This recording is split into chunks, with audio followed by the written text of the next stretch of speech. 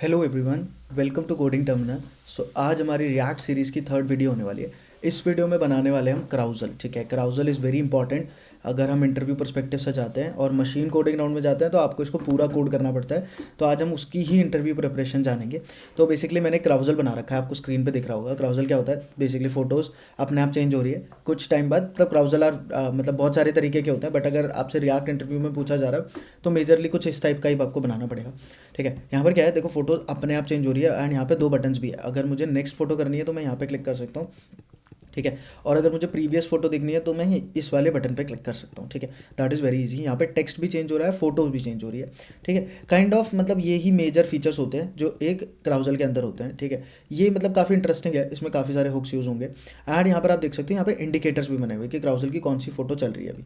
ठीक है, आप देखो यहाँ पे थर्ड फोर्थ फोटो आपको दिख रहा होगा। ठीक है, अब मैंने इसकी जो मोटिवेशन थी वो मुझे कहाँ से मिली थी, मैंने जस्ट सर्च करा क्राउजल एग्जाम्पल, तो मुझे पहला पहला जो मेरे पास लिंक आया वो था बूटस्ट्रैप का क्राउजल। मैंने यहाँ पे बहुत सारे क्राउजल देखे, बट मुझे जो लास्ट में क्राउजल पसंद आया जिसमें सबसे ज़्यादा मतलब फीचर्स थे वो ये वाला था।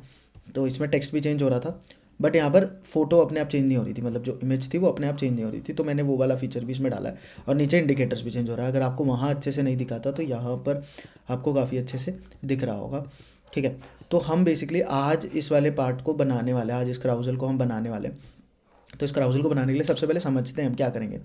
ठीक है, तो सबसे पहले हम क्या करेंगे कि हम ना एक कराउजल नाम से कंपोनेंट बनाएंगे जो इसका पेरेंट कंपोनेंट होगा। इसके अंदर हम कोई भी डेटा पास करेंगे, क्राउजल को जो भी डेटा चाहिए वो डेटा पास करेंगे, तो क्या होगा उस जगह पर हमें क्या एक क्राउजल दिखने लग जाएगा। ठीक है, तो हमारा ये बेसिक फीचर है।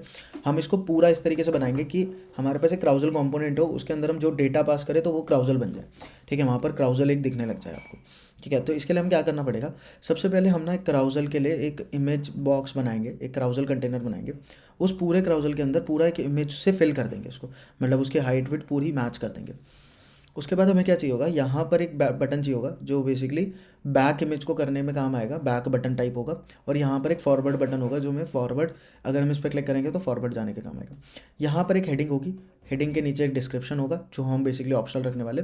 Then what we want to do is कि हम यहाँ पर इंडिकेटर्स बनाएंगे। लेट्स से 4 इमेजेस है तो 4 यहाँ पे बॉक्स टाइप ऐसे दिख रहे होंगे, और लेट्स से सेकंड इमेज चल रही है तो ये सेकंड वाला फिल होगा, तो इससे पता लग जाएगा कौन सा इमेज चल रही है, आपको कौन सी देखनी थी, काइंड ऑफ दिस। तो हमें कुछ इस तरीके से ही बनाना है। सो सीधा चलते हैं अब हमारे कोड की तरफ, और हमने क्या सेटअप कर रखा है पहले से वो मैं आपको एक्सप्लेन करता हूँ।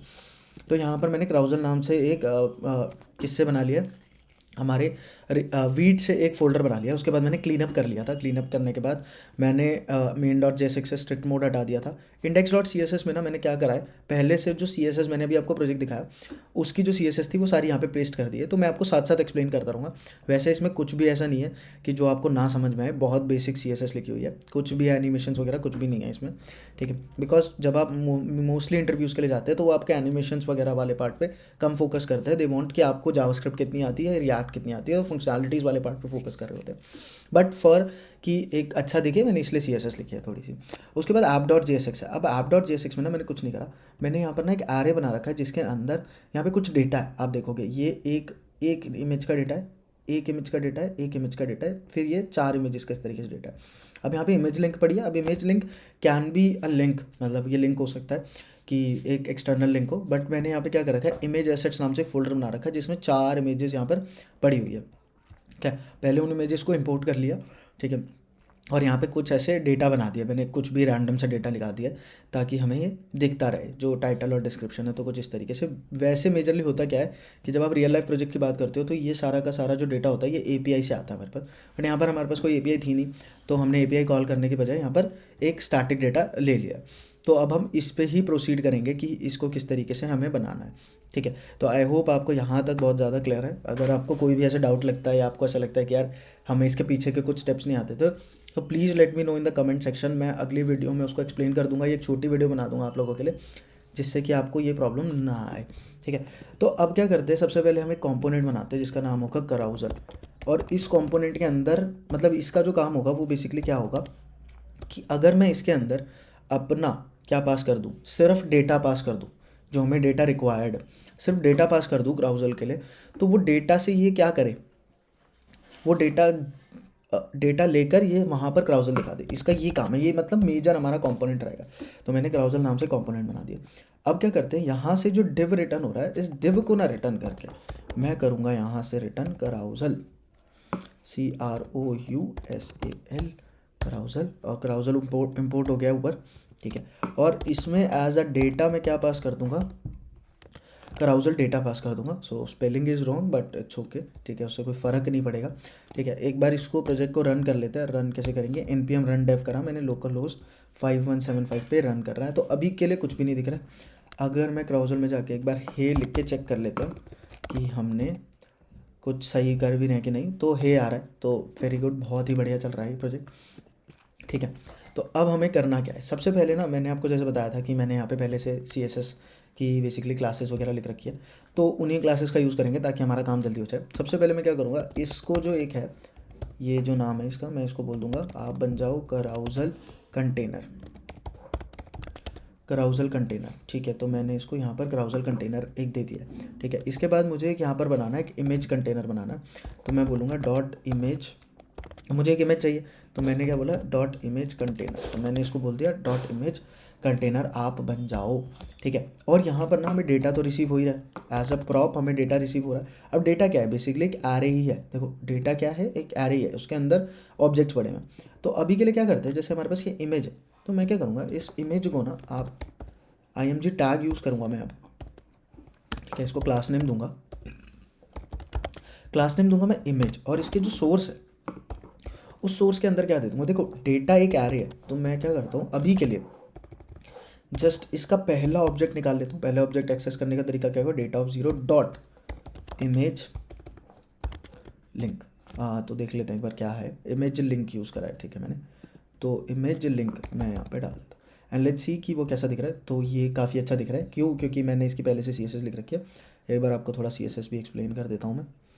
तो इसको हम लेफ़्ट साइड पे खोल लेते हैं, अपने प्रोजेक्ट के लेफ्ट साइड पे। तो आप यहाँ पे देख सकते हो मैंने सबसे पहले क्राउजल कंटेनर यूज़ करा है, उसमें सिर्फ पोजीशन रिलेटिव लिखा है। क्यों लिखा है थोड़ी देर बाद समझ आ जाएगा। इमेज कंटेनर को मैंने हाइट विड्थ दे दिया 50 view height and 100 view width, ताकि विड्थ को पूरी कवर करे। इमेज को मैंने दे दिया 100% ऑब्जेक्ट फिट कवर, ताकि वो पूरा का पूरा उस बॉक्स को कवर कर ले जो हमने यहाँ पे बॉक्स दिए हैं। अब नेक्स्ट इज हमारे पास इमेज आ गई है, ठीक है। देखो इमेज के बाद हमें बैक बटन की स्टाइलिंग, फॉरवर्ड बटन की स्टाइलिंग लिखी है, तो हमें उसी अकॉर्डिंग करना है, ठीक है। तो यहाँ पर बेसिकली हमें बटन चाहिए 2, ठीक है। अब बटन्स के लिए बटन्स क्या होंगे यहाँ पे, बेसिकली आइकन्स ही होने वाले। तो पहले मैं इनके लिए कंटेनर बनाता हूँ, बैक BTN। तो मैंने एक कंटेनर बना लिया जिसमें बैक बटन होगा मेरा, और एक और कंटेनर बनाऊंगा जिसमें फॉरवर्ड BTN होगा, जिसके अंदर फॉरवर्ड बटन होगा। अब दोनों के दोनों क्योंकि आइकन्स ही होने वाले, मैंने पिछली वीडियो में भी बताया था कि आइकन्स को किस तरीके से मैनेज करते हैं ताकि वो अच्छे से मैनेज होते हैं। तो दोबारा से बताता हूँ इस वीडियो में, अगर आपने पिछली वीडियो नहीं देखी है तो दोबारा देख लो जाके, ठीक है। तो सबसे पहले मैं एक फोल्डर बनाऊंगा जिसका नाम होगा आइकन्स। इससे क्या होता है, एक आइकन को आप मल्टीपल जगहों पर यूज़ कर सकते हो एक ही बार इंपोर्ट करके, ठीक है। तो मैंने आइकन्स नाम से एक फोल्डर बनाया। उसके बाद ना एक वेबसाइट होती है रिमिक्स आइकन करके, ठीक है। रिमिक्स आइकन पे आप जाओगे, यहाँ पर आपको लिखना है शेवरॉन, जो ये लिंक ये मिलता है बेसिकली, ये शेवरॉन नाम से मिलता है। तो मेरे को एक तो ये लेफ्ट वाला आइकन चाहिए, तो मैंने इस पर क्लिक करा, इसका साइज सिलेक्ट कर लेते हैं, लेट्स से 32, कॉपी करा SVG। कॉपी करने के बाद हमारे पास एक और SVG एक वेबसाइट होती है ट्रांसफॉर्म टूल्स करके, SVG to React Native, but मुझे रिएक्ट नेटिव में नहीं जाना, मुझे JSX में जाना। तो यहाँ पर आप सिर्फ इसको पेस्ट करो, पेस्ट करते ही आपको क्या मिल जाएगा, यहाँ पर एक कॉम्पोनेंट मिल जाएगा। कॉम्पोनेंट को आप कॉपी कर लो, कॉम्पोनेंट को हमने क्या कर लिया, कॉपी कर लिया। कॉपी करने के बाद आप क्या करो, यहाँ पर एक फाइल बनाओ जिसका नाम होगा backbtn.jsx, ठीक है। या आप इसको बैक आइकन, मतलब आप अपना कन्वेंशन क्या रखना चाहते हो हर आइकन के साथ, तो वो भी रख सकते हो, मतलब लेकिन एक ही कन्वेंशन रखते हैं तो कोड काफ़ी अच्छा होता है और कोड समझने में बहुत ईजी होता है। देखो यहाँ पर आपको क्या फ़ायदा है, यहाँ पर आप प्रॉप्स पास कर सकते हो। प्रॉप्स मतलब हाइट विड्थ कलर, ये सब पास करके इनकी ओरिएंटेशन भी चेंज कर सकते हो, ठीक है। तो ये हमारा बैक आइकन हो गया। अब हम फॉरवर्ड आइकन को भी इसी तरीके से ले आएंगे। फॉरवर्ड आइकन का है हमारा, फॉरवर्ड, तो हमारे पास ये वाला आइकन आ गया था हमारे पास, एरो लेफ्ट। अब हमें क्या चाहिए, एरो राइट भी चाहिए। तो मैंने इसका भी साइज से अभी के लिए सेम सिलेक्ट कर लेते हैं 32, कॉपी करते हैं SVG कॉपी करने के बाद let's paste it over here, ठीक है। तो मैंने इसको यहाँ पे पोस्ट करा, इसको कॉपी करा।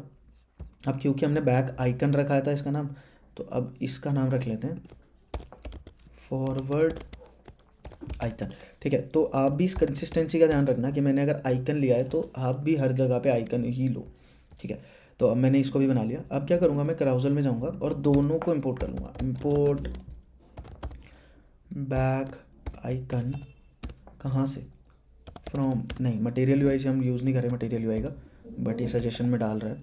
तो मैं जाऊँगा किसमें, आइकन्स में, और बैक आइकन को इंपोर्ट कर लूँगा। ठीक है, मे भी अब फॉरवर्ड आइकन को ही अपने आप अच्छे से इंपोर्ट कर लेगा। ठीक है, तो इसके बाद मुझे क्या करना है, इसके बाद मुझे करना है इन दोनों को यहाँ पे पेस्ट कर देते हैं। तो बैक आइकन डाल देते हैं। ठीक है, बैक आइकन को मैंने कुछ इस तरीके से डाल दिया। अच्छा, मैं इसको कुछ ऐसे भी डाल सकता हूँ, तो ये इट विल लुक प्रिटी। ठीक है, और फॉरवर्ड आइकन को मैं कुछ इस तरीके से डाल देता हूँ। ठीक है, अभी देखते हैं कि हमारा कोड कैसा दिख रहा है। तो ये रहा प्लस रिएक्ट, तो अभी के लिए कुछ ऐसा दिख रहा है। ओके, तो आई होप ये वाला आइकन आ गया फॉरवर्ड वाला, बट बैकवर्ड आइकन नहीं आया। क्यों नहीं आया, लेट्स सी कि क्यों नहीं आया। Okay, back icon is not coming. ठीक है, लेट्स सी कि कुछ एरर तो नहीं है। ठीक है, एक बार रिफ्रेश करते हैं। एरर तो कुछ नहीं है, फिर भी क्यों नहीं रहा आइकन, या मे बी आ रहा हो, हमें दिख ना रहा हो। एक बार इमेज चेंज करते हैं। ठीक है, ये आइकन आ रहा है, हमें दिख नहीं रहा था बस। ठीक है, मैं आपको कुछ और मैं दिखाता हूँ किसी और इमेज में। इसमें भी नहीं दिख रहा, मैंने इमेजेस डार्क ले लिया थोड़ी। ठीक है, इसमें भी नहीं दिख रहा वैसे तो, बट 0 में या 1 में अच्छे से थोड़ा दिख रहा है। ठीक है, 1 में देखो आपको यहाँ पे दिख जाएगा। ठीक है, लेट्स चेंज इट्स कलर। तो इसका कलर क्यों नहीं चेंज हुआ है, maybe I have to view कि ये कलर क्यों नहीं चेंज हुआ है इसका। इसकी क्लासेस कैसे लिखी हुई है, index.css, हम इसको स्प्लिट राइट कर देते हैं और हम यहाँ पर देखते हैं carousel.jsx। तो बैक बटन हमारा लिखा हुआ है, फॉरवर्ड बटन लिखा हुआ है, तो इनका जो कलर है वो हम चेंज कर देते हैं। तो आई होप कि हमें चेंज करना पड़ेगा कलर टू। तो अगर ऐसा है तो वैसे तो हमें अभी देखो, अभी क्या चाहिए हमें, अगर कुछ इस तरीके से ना करके हम क्या कर सकते हैं, इसको यहाँ पे करंट कलर ना करके अभी के लिए, क्योंकि मुझे वाइट चाहिए, तो वाइट का जो हेक्स कोड होता है वो होता है FFF करके। तो 6 टाइम F कर दूंगा मैं, तो हो जाएगा मेरा काम आई होप। तो यही सेम कॉपी कर दूंगा मैं फॉरवर्ड आइकन के लिए। हालांकि इस तरीके से नहीं करना चाहिए, इसको आपको डायरेक्ट प्रॉप्स के थ्रू पास कर देना चाहिए ताकि वो अपने आप वो कलर ले ले। ठीक है, अब ये वाइट हो गया है। ठीक है, तो ये इट्स लुकिंग काफ़ी अच्छा। तो इसको हम क्या करते हैं, थोड़ा सा इसका साइज़ भी बढ़ा देते हैं, लेट्स से 45 कर देते हैं, और इसको भी 45 कर देते हैं, क्योंकि मुझे अभी ये एक ही जगह पे यूज़ करना है, that's why I am going like this. ठीक है, तो ये हमारा फॉरवर्ड आइकन है, सो आई होप, हाँ ये फॉरवर्ड आइकन है, इसलिए इसका साइज़ तो बढ़ गया है, और साइज़ इसका इंक्रीज़ करना है। तो लेट्स से हम इसका क्या साइज़ कर देते हैं, लेट्स से 65, एंड सिमिलरली इसको भी 65 कर देते हैं। ठीक है, तो नाउ इट्स लुकिंग गुड। ठीक है, यही साइज़ हमें चाहिए था, तो 65 हम इसको यहाँ पर भी दे देते हैं, बैक आइकन पे भी, ताकि ये काफ़ी अच्छा दिखे। ठीक है, वैसे you can change it through props as well, props के थ्रू आप इसको चेंज कर सकते हो। ठीक है, अगर आपको नहीं समझ आया कि प्रॉप्स के थ्रू कैसे चेंज करते हैं, तो just give it in comments, मैं बता दूंगा कैसे करते हैं। ठीक है, बट आपको कमेंट्स करना पड़ेगा इसके लिए। हम भी इतनी मेहनत कर रहे हैं, तो आप लोगों को भी कमेंट्स करने चाहिए, आई होप। ठीक है, तो आइकन्स आर सॉर्टेड।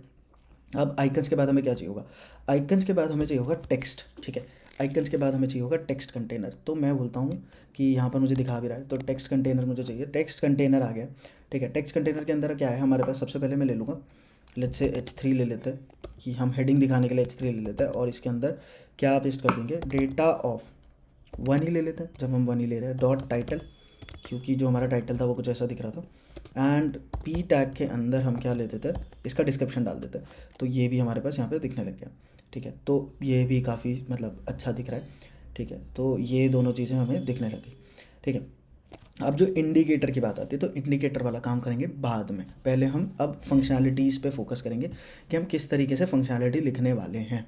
ठीक है, तो अब हम फंक्शनैलिटीज़ पे अपने फोकस करेंगे कि हम सबसे पहले बैक बटन, फॉरवर्ड बटन की फंक्शनैलिटी लिखेंगे। ठीक है, तो सबसे पहले मैं लिखता हूँ कॉन्स्ट फॉरवर्ड BTN हैंडलर। तो मैं इसका नाम दूंगा हैंडलर, जो इसका फंक्शन होगा हैंडलर। ठीक है, तो मैं एक फंक्शन बनाऊंगा जिसका नाम होगा ये forward button handler, const back button handler. तो ये मेरा थोड़ा सा AI काम कर रहा है यहाँ पे, वैसे कुछ कर नहीं रहा है खास, बस वो थोड़े थोड़े सजेशंस दे रहा है जिससे वीडियो छोटी हो जाएगी। बढ़िया। ठीक है, कुछ लोग क्या है बोर हो जाते हैं बड़ी वीडियोस देख के, तो मैं ऑन क्लिक पे क्या बोलूँगा कि बैक बटन है तो आप बैक बटन हैंडलर को कॉल कर देना और छोटा सा इवेंट लिस्टनर यहाँ भी लगा देंगे हम ऑन क्लिक का, जिसको मैं क्या बोलूँगा फॉरवर्ड बटन हैंडलर। ठीक है, अब देखो फॉरवर्ड बटन हैंडलर का काम क्या होगा कि वो फॉरवर्ड कर देगा इमेज को। अब इमेज का अब हमने ये तो बना लिया, इसके अलावा हमने सोचा नहीं कि यार हम ये आइडिया कैसे रखेंगे कि कौन सी इमेज जानी चाहिए और ये कंट्रोल कैसे होगा। इसके लिए तो हमें एक वेरिएबल चाहिए होगा। अब वेरिएबल कैसे मिलेगा रिएक्ट के अंदर? रिएक्ट के अंदर जो वेरिएबल्स हमें मिलते हैं बेसिकली वो कैसे मिलते हैं? वो हमें मिलते हैं यूजिंग द यूज स्टेट।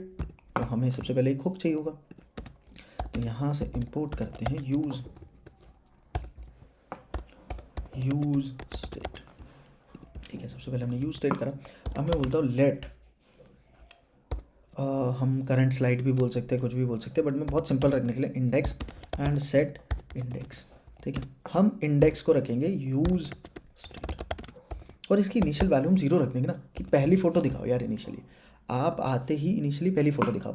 और डेटा 1 जो इमेज लिंक है उसको मैं इंडेक्स से रिप्लेस कर दूंगा, क्योंकि इमेज की वैल्यू 0 थी, तो मैं इसको रिप्लेस कर दूंगा इंडेक्स से रिप्लेस कर दूंगा। क्या ये अभी भी सही चल रहा है? हाँ, ये अभी भी सही चल रहा है। और ये देखो आपको ये दोनों आइकन्स और ये सब कुछ बहुत अच्छे से क्लियर दिख रहा है। ठीक है, तो अब जो फॉरवर्ड बटन का काम होगा, फॉरवर्ड बटन का काम क्या होगा? वो क्या करेगा, इंडेक्स को हर बार एक इंक्रीज कर देगा। मतलब 0 था तो 1 कर दो, 1 था तो 2 कर दो, 2 था तो 3 कर दो। बट 3 के बाद क्या? देखो इस चीज़ को समझना, हमारे पास एक एरे जिसके अंदर क्या पड़ा है? पहले इमेज का लिंक पड़ा 0 1 2 3। तो अब क्या होगा कि एरे के जो इंडेक्सेस होते हैं वो 0 से स्टार्ट होते हैं, आपको पता है। ठीक है, एरे के जो इंडेक्सेस हैं, अभी हम 0 इंडेक्स पे खड़े, तो अगर मुझे नेक्स्ट फोटो देखनी है तो मुझे क्या करना पड़ेगा? इंडेक्स +1। ठीक है, तो मैं कहाँ चला गया? यहाँ आ गया। सिमिलरली 1 पर हूँ तो +1 दोबारा करूँगा तो 2 पे आ गया, 3 पर हूँ तो 2 पर हूँ तो 3 पर आ गया। लेकिन 3 के बाद अगर मैंने +1 करा, 3 + 1, तो मैं किस इंडेक्स पे चला जाऊँगा? 4th इंडेक्स पे। और 4th वाला क्या प्रेजेंट है? नहीं है। 4th वाला प्रेजेंट नहीं है, तो ये क्या दे देगा? मुझे एरर दे देगा, ये मुझे एरर दे देगा। तो इस केस में क्या करना पड़ेगा? जब वो एरे के लास्ट इंडेक्स पर होगा तब उसको कहाँ पे कर दो? दोबारा 0 पे डाल दो। तो हमें ये एक केस लिखना पड़ेगा। तो इसको अब किस तरीके से लिखेंगे, ध्यान से देखना। ठीक है, तो मैं इसको ऐसे लिखता हूँ कि सेट इंडेक्स, या फिर हम इसको ऐसे भी लिख सकते हैं कि आपका जो इंडेक्स है, इंडेक्स इक्वल्स टू जो हमारे पास डेटा आ रहा है, डेटा डॉट लेंथ -1। अगर वो लास्ट इंडेक्स है तो आप कर दो सेट इंडेक्स एज 0, नहीं तो आप क्या कर दो इंडेक्स +1। दोबारा से देखना, समझाता हूँ आपको। हमने क्या बोला कि अगर इंडेक्स की वैल्यू, अभी जो करंट है इंडेक्स की वैल्यू, वो क्या है? वो आपके पास है डेटा डॉट लेंथ -1। अगर आपके पास लास्ट इंडेक्स है तो आप उसको 0 पे सेट कर दो। ठीक है, नहीं तो आप उसको कहाँ पे सेट कर दो? 1 पे सेट कर दो। Same for back button. अब बैक बटन में होना क्या है कि अब हम लेट्स से कि हम 3rd फोटो पे थे, तो हमें माइनस करना। लेकिन अगर 0 पे हम आ गए तो हमें फिर से कहाँ पे जाना है? घूम के लास्ट इंडेक्स पे जाना। तो सिमिलर केस इसके लिए भी लिखेंगे। तो मैं बोलूँगा इंडेक्स, अगर जो मेरा इंडेक्स है वो किसके बराबर हो जाए? 0 के बराबर हो जाए। तो इस केस में आपको क्या करना है कि सेट इंडेक्स क्या करना है? डेटा डॉट लेंथ -1, मतलब लास्ट इंडेक्स पे चले जाओ, नहीं तो हर बार क्या करते रहो? इंडेक्स -1 करते रहो। ठीक है, तो इसको एक बार फॉर्मेट करते हैं, तो अभी कुछ ऐसा दिख रहा है। ठीक है, तो ये हमारा बेसिकली एक लॉजिक हो गया जो हमने यहाँ पे लिख दिया है इसके लिए। ठीक है, तो अब देखते हैं कि क्या होगा यहाँ से। अब अगर हम इसको रन करने की कोशिश करेंगे तो क्या ये काम कर रहा है? अरे बढ़िया भाई, बढ़िया, बहुत ही बढ़िया कि ये बहुत अच्छे से काम तो कर रहा है। अब आप देख सकते हो कि ये बढ़िया काम कर रहा है। तो ये काफ़ी अच्छे से काम कर रहा है। अब क्या टाइम आ गया? अब टाइम आ गया है कि अब हम बनाते हैं इंडिकेटर्स। अब क्या बनाते हैं इसके? हम बनाते हैं अब इंडिकेटर्स। ठीक है, इंडिकेटर्स बनाने के बाद हम क्या करेंगे? इंडिकेटर्स बनाने के बाद हम इसमें ऑटो वाला फीचर डालेंगे कि ऑटो ही अपने आप कैसे आगे बढ़ेंगी फ़ोटोज़। ठीक है, हर 2-3 सेकंड में या जो भी आप टाइम सेट करना चाहो उसमें किस तरीके से इसका डेटा आगे बढ़ेगा। ठीक है, तो हम वो चीज़ सेट करते हैं इसको। ठीक है, अभी के लिए ये फंक्शनलिटीज़ काफ़ी बढ़िया चल रही है। ठीक है, तो अब हम क्या करते हैं, यहाँ पर इंडिकेटर बनाते हैं। तो मैंने यहाँ पर एक फ़ाइल बनाई सबसे पहले, जिसका काम कुछ नहीं होगा, जिसका काम सिर्फ और सिर्फ क्राउजल के इंडिकेटर बनाना है। भाई क्राउजल का सब पार्ट है, क्राउजल इंडिकेटर .jsx तो मैंने कराउजल इंडिकेटर नाम से एक फाइल बनाई, RACFE कर दिया और यहाँ पर मैंने इसको कॉल कर दिया कराउजल इंडिकेटर। अब कराउजल इंडिकेटर को चाहिए क्या क्या होगा, सिंपल सी बात है, सबसे पहले इसको डेटा चाहिए होगा पूरा, इसको पूरा का पूरा डेटा चाहिए होगा कि भाई डेटा कौन सा है वो मुझे बता दो। इसके अलावा इसको पता होना चाहिए कि अभी करंट एक्टिव इंडेक्स कौन सा है ना, कि मतलब यार करंट इंडेक्स बोल लो, चाहे करंट एक्टिव इंडेक्स बोल लो, कुछ भी बोल दो, हाँ वो चाहिए होगा। मतलब क्यों चाहिए होगा, इसको पता तो होना चाहिए ना कि कौन से इंडेक्स की इमेज अभी आपने वहाँ पे लगा रखी है, और वो कैसे पता चल रही है हमें, वो इस इंडेक्स वाली स्टेट की वजह से पता चल रही है। तो मैंने इसको दोनों चीज़ पास कर दी, ठीक है। मैंने सबसे पहले इसको डेटा पास करा ताकि डेटा से क्या पता लगेगा, कितने फ़ोटोज़ हैं ये पता लगेगा, और करंट इंडेक्स से क्या पता लगेगा कौन सा एक्टिव इंडेक्स है ये मुझे पता लगेगा। अब क्या करते हैं, अब चलते हैं यहाँ पर और इसको देते हैं क्लास नेम जिसका नाम होगा कराउजल इंडिकेटर।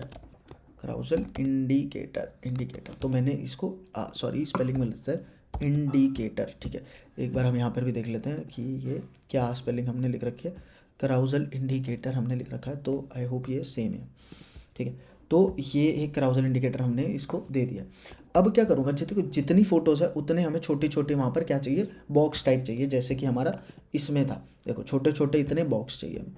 तो मैं क्या करूँगा, इसके लिए सबसे पहले यहाँ पर जो मेरा डेटा है, अब हमें कैसे पता चलेगा ये, तो मैं यहाँ पे लिखता हूँ कि मेरे पास डेटा आ रहा है और मेरे पास क्या आ रहा है, करंट, आई होप कि करंट इंडेक्स नाम से ही वो आ रहा था, एक बार चेक कर लेते हैं, करंट इंडेक्स के नाम से आ रहा है क्या, हाँ करंट IDX के नाम से ही ये आ रहा है, तो मैंने उस नाम से ही इंपोर्ट कर लिया।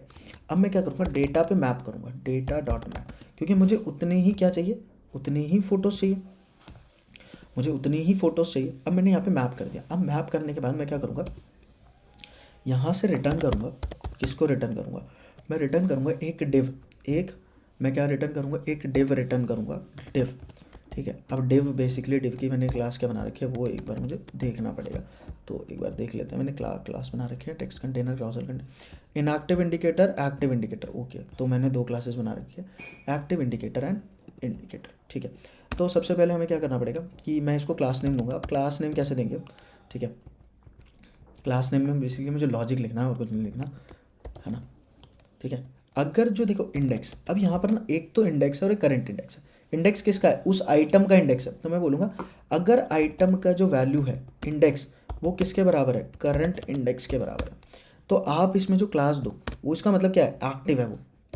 तो मैं उसको आई होप क्या क्लासेस थी वो, ठीक है, इनएक्टिव इंडिकेटर और एक्टिव इंडिकेटर, ठीक है। तो आपको AI हमेशा सही जवाब नहीं देता है, तो एक्टिव मैंने क्लास लिख रखी है, एक्टिव इंडिकेटर नहीं तो आप इसको कौन सी क्लास दे दीजिए, इनएक्टिव इंडिकेटर, ठीक है। तो काइंड ऑफ दिस मैंने इसको एक लॉजिक दे दिया है कि भाई आप देख लेना ये। अच्छा यहाँ पर कुछ एरर आ रहा है, क्यों एरर आ रहा है ये, ओके, क्योंकि यहाँ पर एक पैरेंथेसिस मिस हो गया, ठीक है। आई एम होपिंग कि वो पैरेंथेसिस ही मिस हुआ था।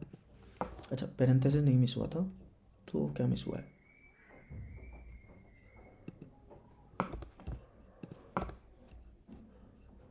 एक सेकेंड,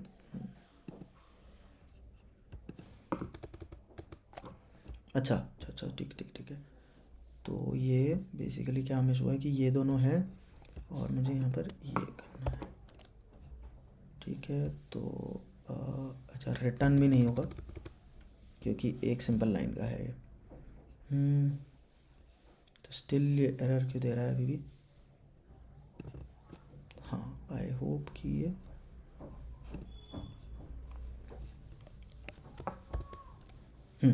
ठीक है। तो कभी कभार मैसअप हो जाती है चीज़ें कुछ इस तरीके से, तो मैंने इसको यहाँ पर दे दिया है।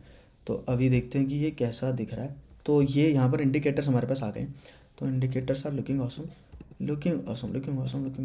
बट मैंने ना इंडिकेटर्स में एक जगह मैस कर दिया है, कोई बताएगा कैसे।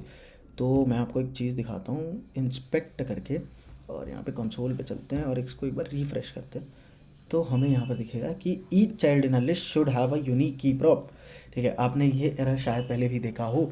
यहाँ पे क्या बोल रहा है कि यार ये जो की है ना, ये डिव है ना, आपने इसको कोई यूनिक आइडेंटिफिकेशन नहीं दिया। अब ये क्या होता है, रिएक्ट का जो रिकंसिलेशन एल्गोरिथम होता है ना, उसको ये बहुत ज़्यादा हैम्पर करता है। तो इस केस में क्या करते हैं, वैसे तो इसको एक यूनिक की देनी चाहिए, बट यहाँ पर उतना ज़रूरी नहीं है यूनिक की देना, ठीक है। और मतलब देना यूनिक की चाहिए, this is a wrong way, but अभी के लिए मैं कर रहा हूँ, क्योंकि यहाँ पर आप कोई भी रैंडम नंबर वगैरह जनरेट करके डाल सकते हैं, बट अभी के लिए मैं क्या कर रहा हूँ, की को ही इंडेक्स बना रहा हूँ, क्योंकि मुझे पता है कि ये इंडेक्स बार बार चेंज नहीं होना है, ठीक है। तो मैंने यहाँ पे की को ही इंडेक्स बना दिया है। तो अब ये मेरे पास ये जो वार्निंग है ये आना बंद हो जाएगी, ठीक है। आप इंटरव्यू में काम कर रहे हैं, तो इंटरव्यू में अगर ये डाल रहे हैं तो भी उसको ये बोलो कि this is not a right way, but for now मैं यूज़ कर रहा हूँ, या फिर आप यूज़ मत करिए। यहाँ पर आप कोई रैंडम नंबर जनरेट कर दीजिए, या फिर कुछ भी आईडीज़ आप जनरेट कर दीजिए, ठीक है। हालांकि होता क्या है, जब भी हमारे पास ना डेटा आता है ना किसी भी एपीआई से, तो उसमें एक आईडी ज़रूर होती है, ठीक है। तो जो डेटा बनाने वाले होते हैं वो हमेशा एक आईडी ज़रूर देते हो, तो आप उसी डेटा को, उसी आईडी को यहाँ पर यूज़ कर सकते हो, ठीक है। ऑब्वियसली हमने यहाँ पर कोई आईडी दी नहीं है, तो इस वजह से हम यूज़ नहीं कर पा रहे, नहीं तो हमने यहाँ पे डेटा पूरा पास करा है क्राउजल इंडिकेटर को। तो अगर क्राउजल इंडिकेटर में कोई डेटा होता तो हम उसको यहाँ पर पास, आईडी होती तो हम उसको यहाँ पे पास कर सकते थे, ठीक है। तो दिस इज़ ऑल कि हमने यहाँ पर ऑलमोस्ट बेसिक फंक्शनलिटीज़ हमारी कंप्लीट हो गई है। अब हमें मेजरली क्या करना है, अब हमें करना है यहाँ पर कि अब हम इसमें एक ऑटोमेशन करना है, मतलब कि हर 3 सेकंड बाद ये अपनी फ़ोटो को चेंज करे, ठीक है। तो मैं इसके लिए क्या बनाता हूँ, सबसे पहले एक रीसेट टाइमर करके बनाता हूँ, कॉन्स्ट एक फंक्शन बनाता हूँ जिसका नाम होगा रीसेट टाइमर। अब इस रीसेट टाइमर फंक्शन का काम क्या होगा, ये क्या करेगा, जब भी हम इसको कॉल करेंगे ना, ये टाइमर को या तो ऑन कर देगा या रीसेट कर देगा, ठीक है। अब जो क्या होता है, टाइमर किस तरीके से लगाया जाता है, अब यहाँ पर हम फंक्शन का यूज़ करेंगे। सबसे पहले क्या होता है कि मैं इसको बोलूँगा कि भाई आप const timer set time out का यूज़ करूँगा मैं यहाँ पर, कि सेट टाइम आउट का मैं यूज़ कर रहा हूँ आपके पास से, ठीक है। और मैं इसमें 2 सेकंड का टाइमर डाल देता हूँ, ठीक है। सेट टाइम आउट का यूज़ करा मैंने। अब मैं क्या करूँगा, मैं यहाँ पे बोलूँगा कि यार आप कुछ मत करो, आप एक काम करो, सेट इंडेक्स जो है ना, सेट इंडेक्स, मैं बोलता हूँ यार इसमें ना ये ना कॉल बैक फंक्शन भी लेता है, आपको पता हो तो ये कॉल बैक फंक्शन भी लेता है। तो उस कॉल बैक फंक्शन में क्या आता है, प्रीवियस इंडेक्स आ जाता है। तो जब भी हम टाइमर की बात करते हैं ना, तो this is a better way कि हम इसको प्रीवियस इंडेक्स पहले ले लें, और उसके बाद मैं क्या करूँ कि प्रीवियस इंडेक्स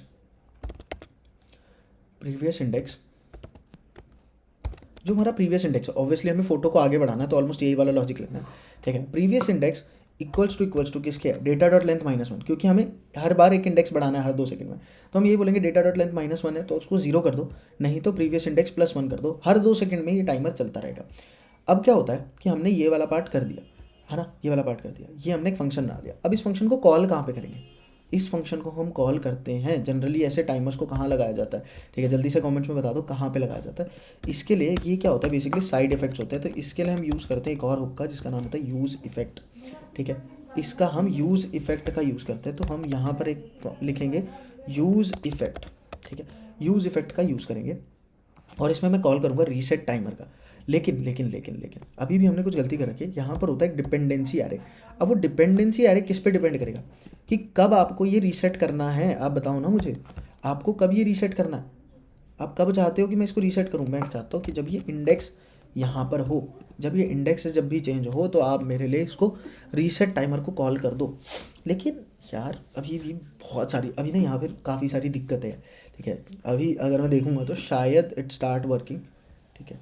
तो ये देखो अपने आप वर्क कर रहा है, अपने आप वर्क कर रहा है, ठीक है। अपने आप वर्क कर रहा है, बहुत बढ़िया वर्क कर रहा है, बट ये ऑप्टिमाइज्ड नहीं है। क्यों, क्योंकि यहाँ पर होता है clean up function. Use effect से हमें क्या रिटर्न करना चाहिए, हमेशा clean up function. Clean up function क्या होता है, जब भी अगर मान लो लेट्स से कि अब हमारी जो ओरिजिनल वेबसाइट होगी या फिर हम किसी बड़े प्रोजेक्ट पे काम करेंगे, तो हमेशा आप एक पेज पे तो नहीं रहोगे, या एक पेज की वेबसाइट तो नहीं होगी, आपकी 10 पेजेस की वेबसाइट होगी। 10 पेजेस की वेबसाइट में होगा क्या कि जैसे लेट्स से आप इस पेज पर हो, आप इस पेज से उठकर दूसरे पेज पे चले गए, तो क्या होगा, दूसरे पेज पे चले गए तो ये टाइमर ऑफ हो जाना चाहिए ना, सही बात है कि नहीं, टाइमर ऑफ हो जाना चाहिए, बट वो टाइमर ऑफ ही नहीं होगा। क्यों, क्योंकि आपने बताया ही नहीं कि कब इस टाइमर को ऑफ करना है। वो टाइमर बैकएंड पे चलता रहेगा, आपको नहीं दिखाई देगा, बट वो टाइमर चलता रहेगा। तो इस केस में हम क्या करते हैं, हम यूज़ करते हैं, हम यहाँ पर यूज़ करेंगे किसका, हमारे क्लियर टाइम आउट का, ठीक है। हम इस फंक्शन को बताएंगे कि जब भी अनमाउंट हो, इसको बोलते हैं अनमाउंटिंग, कि हम इस पेज को लीव करके दूसरे किसी पेज पे जा रहे हैं तो उसको अनमाउंटिंग कहते हैं, ठीक है। ये सब चीज़ें आपका इंटरव्यू वाला पार्ट आ गया अभी तक। अनमाउंटिंग, तो अनमाउंटिंग के टाइम पर मैं क्या चाहता हूँ कि क्लियर हो जाए हमारा इंटरवल। अब क्लियर कैसे होगा इंटरवल, क्लियर करने के लिए हम क्या करेंगे, अब देखो, हमें ये जो टाइमर आईडी मिलती है ना, अगर हम इस टाइमर आईडी को यहाँ पर स्टोर कर ले, अब इस टाइमर आईडी का क्या होता है कि हर बार ना जब भी हमारा इंडेक्स चेंज होता है, इंडेक्स क्या है, स्टेट चेंज होने पर क्या होता है कि हमेशा ये कंपोनेंट जो होगा वो रिफ्रेश होगा, और कंपोनेंट रिफ्रेश होगा तो ये टाइमर की आईडी, अगर मैं यहाँ पे कोई नॉर्मल वेरिएबल बनाता हूँ, लेट्स से कॉन्स्ट टाइमर, और इसको मैं अभी के लिए लेट्स से नल दे देता हूँ, ठीक है, और मैं बोल देता हूँ कि यार ये जो टाइमर है यहाँ पे कॉन्स्ट ना लग के यहाँ पर लग जाएगा टाइमर, तो मैं इसको नल दे देता हूँ। तो क्या होगा, अगली बार जब ये रिफ्रेश होगा तो टाइमर अपने आप ही नल हो जाएगा, और यहाँ पर वैल्यू ना लेके ये हर बार रिफ्रेश होता जाएगा। तो हमें इसकी वैल्यू को क्या करना है, मुझे इसकी वैल्यू को स्टोर करना है कि ये रेंडर्स के अंदर भी स्टिक रहे। तो उसके लिए मैं यूज़ कर सकता हूँ एक और हुक का जिसका नाम है यूज़ रेफ। यूज़ रेफ क्या होता है, बेसिकली एक ऐसा हुक होता है जो रेफरेंस स्टोर कर लेता है अपने पास, ठीक है। वो क्या स्टोर कर लेता है, रेफरेंस स्टोर कर लेता है, और वो रेंडर्स के बीच में जब एक कंपोनेंट रेंडर होता है, थोड़ा सा कॉम्प्लेक्स है आई नो, ठीक है, आप कहोगे तो इस पर पूरा यूज रेफ पे एक अच्छी सी वीडियो बन सकती है, ठीक है, बट समझो जब भी एक कंपोनेंट रेंडर होता है तो यूज रेफ की जो वैल्यू होती है वो चेंज नहीं होती, ठीक है, हमें उसको चेंज करना पड़ता है, नहीं तो वो चेंज नहीं होती। तो ये होता है यूज रेफ का काम। तो अब यूज रेफ का वेरिएबल बनता कैसे, तो मैं बोलता हूँ const timer equals to use ref. अभी इनिशियली मैंने इसको नल दे दिया। अब क्या करूँगा, जो टाइमर आईडी है ना, टाइमर डॉट करंट, मैं इसको बोलूँगा टाइमर डॉट करंट। इसके अंदर होता है कि करंट एक वैल्यू होती है जिसमें ही स्टार स्टोर होता है चीज़ है। तो इसको एक बार फॉर्मेट कर लेते हैं ताकि अच्छे से दिखे। तो टाइमर डॉट करंट मैंने नाम से एक इस पर स्टोर कर लिया। अब क्या करूँगा, यहाँ से रिटर्न करूँगा। फिर रिटर्न क्या होता है, ये फंक्शन होता है, हमें यहाँ से एक फंक्शन रिटर्न करना होता है। ये फंक्शन कब कॉल होता है, ये अनमाउंटिंग फेज पे कॉल होता है। तो मैं क्या बोलूँगा कि भाई क्लियर इन टाइम आउट, आप मेरा टाइमर डॉट करंट को क्लियर कर देना। आप किसको क्लियर कर देना, टाइमर डॉट करंट को क्लियर कर देना, जब मैं आपको ये बोलूँ कि भाई मेरे को अब यहाँ से अनमाउंट कर रहा हूँ। अब आपको पता है हमें ना एक जगह पर और क्या करना चाहिए, अगर मान लेते हैं लेट्स से कि इंडेक्स चेंज हुआ तो रीसेट टाइमर दोबारा कॉल होगा, इंडेक्स चेंज हुआ तो रीसेट टाइमर दोबारा कॉल होगा, दोबारा कॉल होगा, दोबारा कॉल होगा, तो मल्टीपल टाइमर्स लग जाएंगे ना। तो रीसेट टाइमर को भी हम क्या बोलेंगे, रीसेट टाइमर को भी मैं बोलूँगा कि भाई आप जब नया टाइमर लगा रहे हो तो पुराने वाले टाइमर को क्लियर कर दो, ठीक है। दोबारा समझाता हूँ इसको। देखो जब भी इंडेक्स चेंज होगा तब रीसेट टाइमर दोबारा कॉल होने वाला है, समझ सही है, क्लियर है। अब मान लो कि एक टाइमर तो क्लोज हुआ ही नहीं था क्योंकि अनमाउंट हमने करा नहीं था। एक टाइमर क्लोज नहीं हुआ, आपने दूसरा टाइमर लगा दिया, दूसरा तीसरा टाइमर लगा दिया, चौथा टाइमर लगा दिया।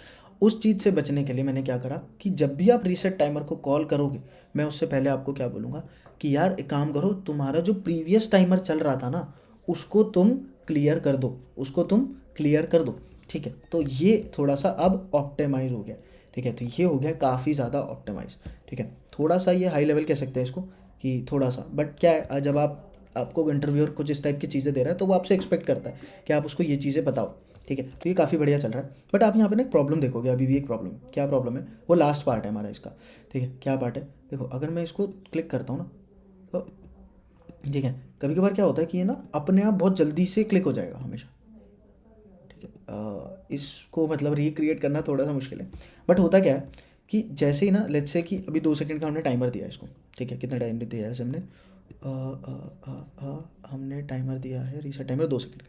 क्या होता है लेट्स से कि हमने ना यहाँ पर 2 सेकंड का टाइमर दिया, अब लेट्स से 1.5 सेकंड कंप्लीट होने के बाद मैंने क्लिक करा, तो क्लिक करने के बाद एक बार फोटो चेंज हो गई, फिर दोबारा फोटो चेंज हो जाती है, ठीक है। तो उसके लिए क्या कर सकते हैं हम, यहाँ पर भी कुछ नहीं, हमारे को यहाँ पे क्या बोलना है, यार एक काम करो, हर बार ना अगर मैंने कभी भी फॉरवर्ड बटन को क्लिक करा है तो आप एक काम करो, टाइमर को दोबारा रीसेट कर दो।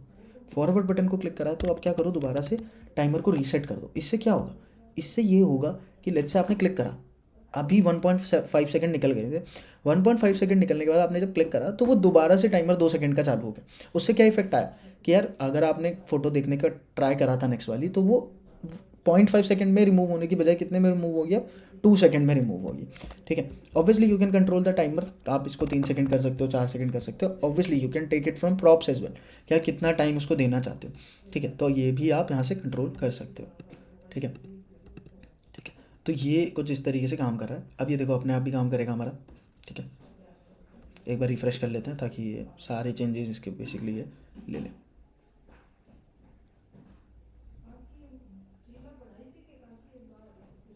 ठीक है, तो ये काफ़ी बढ़िया काम कर रहा है, 3 सेकंड का टाइमर हमने दे रखा है।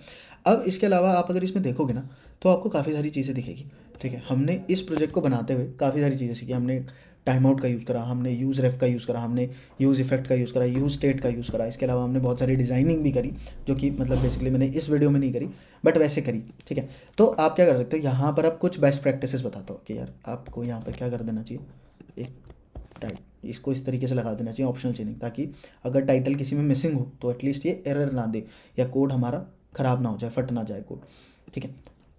इसके अलावा आपको यहाँ पर भी एक कुछ इस तरीके से रख देना चाहिए, ठीक है। तो ये बेसिकली हमारे पास कुछ ऐसा हो गया। और आप यहाँ पे क्या कर सकते हो, सबसे पहले ना यहाँ पर एक और आप लगा सकते हो कि अगर एक यहाँ पे केस लगा सकते हो कि इफ़ डेटा डॉट लेंथ, अगर डेटा डॉट लेंथ अगर वो ज़ीरो है तो यहाँ से आप रिटर्न नल कर दो। इसका मतलब क्या है, ये आपको एरर नहीं देगा। इससे क्या होगा, आपका बेसिकली एक एज केस बच जाएगा कि आपका कोड फटेगा नहीं। लेट्स से किसी ने गलती से एक एम्प्टी एरे पास कर दिया, तो इस केस में क्या होगा, आगे जाकर आपसे ये ज़ीरो डेटा ऑफ ज़ीरो मांगेगा, डेटा ऑफ ज़ीरो होगा नहीं तो ये आपको एक एरर दे देगा। तो यहाँ पर आप एक एज केस लगा सकते हो। तो इस टाइप की चीज़ें जब आप करते हो ना, तो there are a lot of chances कि कंपनी वाले आपको लेंगे, क्योंकि आप बहुत सारे केसेस का ध्यान रख रहे हो, ठीक है। तो that's all for this video. अगर आपको इस वीडियो के लिए कोई सजेशन हो तो आप वो दे सकते हैं। नेक्स्ट वीडियो का क्या टॉपिक होना चाहिए वो आप लोग बताइए कमेंट सेक्शन में। I hope you have like the video so much, ठीक है। Thank you everyone, bye.